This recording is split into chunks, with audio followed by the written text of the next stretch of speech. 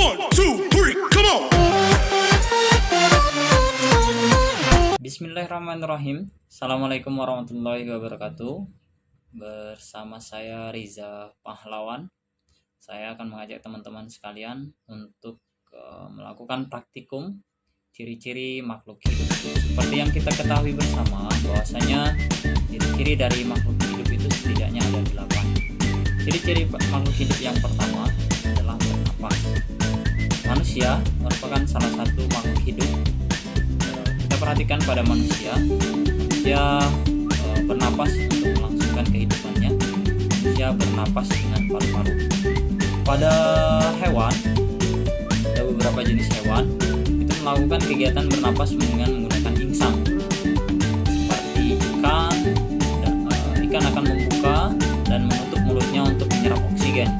Sedangkan pada tumbuhan terdapat pori-pori stomata di daun dan di sel batang untuk melakukan kegiatan fotosintesis.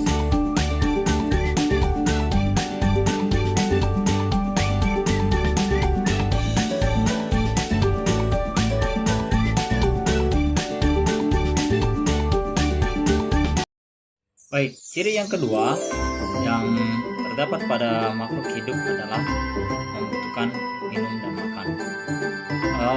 Makan dan minum bagi makhluk hidup merupakan suatu kebutuhan yang mana makan memiliki fungsi sebagai sumber energi untuk pertumbuhan dan juga menggantikan sel tubuh yang rusak berkat kandungan-kandungan yang terdapat di dalamnya.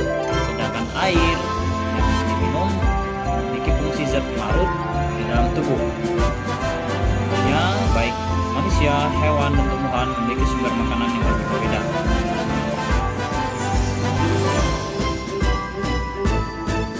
Jadi yang selanjutnya terdapat pada makhluk hidup adalah nutrisi. Makanan dan minuman yang dikonsumsi akan melalui proses nutrisi. Pada proses ini, makhluk hidup akan mengeluarkan zat sisa yang bersifat racun yang dapat mengganggu kinerja dari tubuh apabila tidak dikeluarkan. Ciri makhluk hidup ini juga terjadi atau terdapat pada tumbuhan, di mana ekresi yang terjadi pada tumbuhan itu terjadi melalui stomata yang akan membuka apabila terkena sinar matahari. Pada tumbuhan, ekresi terjadi untuk mengeluarkan kelebihan zat cairan yang menyerupai atau yang berbentuk uap air melalui proses penguapan.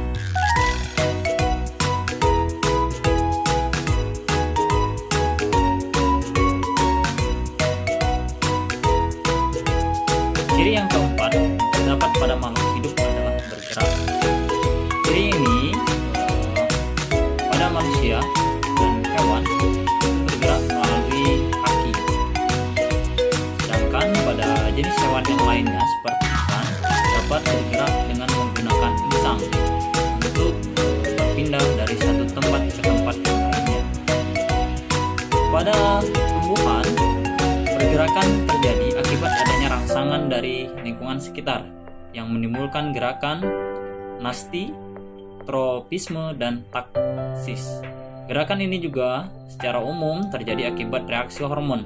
Pada tanaman, salah satunya adalah hormon auksin. Pergerakan yang terjadi pada tanaman itu mengikuti media tanamnya.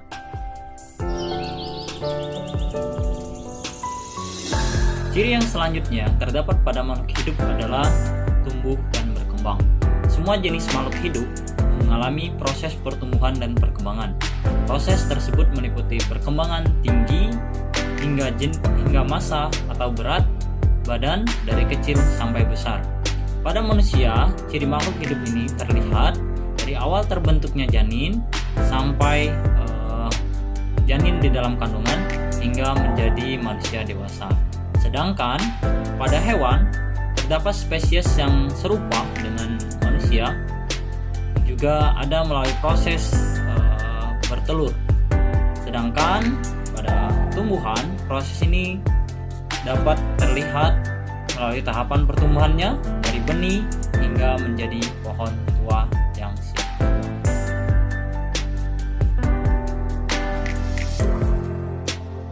Berikutnya, ciri yang terdapat pada makhluk hidup adalah bereproduksi. Setiap makhluk hidup yang ada di muka bumi selalu bereproduksi atau berkembang biak. Hal ini dapat diperhatikan dengan adanya makhluk hidup yang baru atau adanya makhluk hidup yang berukuran kecil yang lain, atau bisa kita sebut sebagai bayi atau tanaman baru. Pada manusia, proses reproduksi ini terjadi ketika sel sperma membuahi sel telur dan membentuk individu baru, atau disebut juga sebagai proses fertilisasi. Kebanyakan dari spesies hewan pun bereproduksi dengan proses yang serupa dengan proses reproduksi pada manusia. Pada tumbuhan pun dapat berkembang biak melalui proses seksual atau proses aseksual atau vegetatif, di mana proses tersebut dapat menghasilkan individu baru tanpa perpaduan sel kelamin, hingga individu tersebut dapat mewarisi sifat genetik yang identik dengan tetuanya atau dengan bibit awalnya.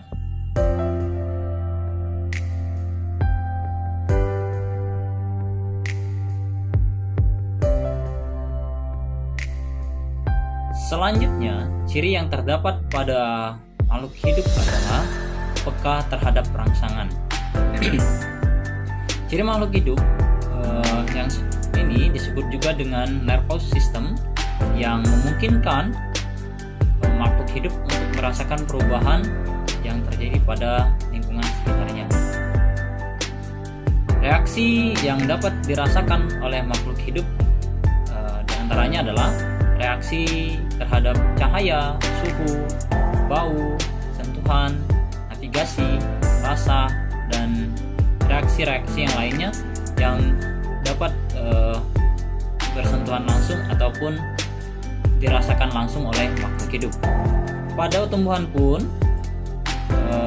ada reaksi yang bisa dilihat, terutama pada tumbuhan putri malu. Jika daun ataupun batang pada tumbuhan dipatahkan atau disenggol, akan ada rangsangan yang terjadi sehingga mengeluarkan respon pertahanan yang tepat agar bisa melindungi diri dari rangsangan tersebut.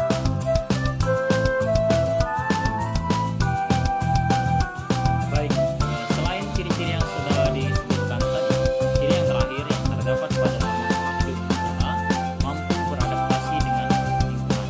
Selain makhluk hidup peka terhadap perubahan yang terjadi di lingkungan sekitarnya, makhluk hidup juga mampu beradaptasi dengan lingkungan tersebut. Nah, kemampuan beradaptasi inilah yang membuat makhluk hidup dapat bertahan hidup di lingkungan yang berbeda-beda. Contohnya adalah tumbuhan yang dapat hidup di tempat kering adalah tumbuhan kaktus. Tumbuhan akan memiliki daun yang sempit dan lebat. Artinya apa? Tumbuhan ini banyak mengandung air. Sedangkan tumbuhan yang dapat hidup di tempat lembab akan yang digunakan memiliki ciri daun yang lebat, tipis seperti kemudian penjelasan saya